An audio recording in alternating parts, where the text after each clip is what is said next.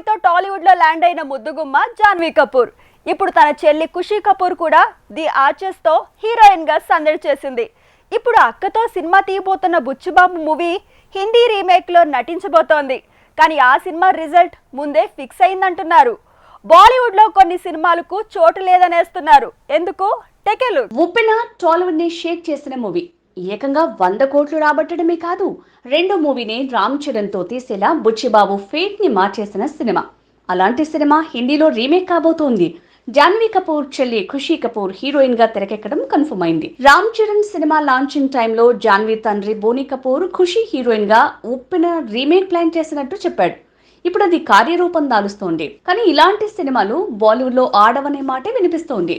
RX100 remake కూడా అలానే shock ఇచ్చింది. టాలీవుడ్ ని షేక్ చేసిన RX100 మూవీ హిందీలో తడప్గా రీమేక్ అయింది. కానీ అదంటూ ఒకటి వచ్చినట్టు కూడా ఎవరూ గుర్తించలేదు. అంతగా ఆ సినిమా డిజాస్టర్ గా మారింది. కేవలం RX100 రీమేకే కాదు, తెలుగులో బాక్స్ ఆఫీస్ ని షేక్ చేసిన జెర్సీ కూడా బాలీవుడ్ బాక్స్ ఆఫీస్ ని షేక్ చేయలేకపోయింది.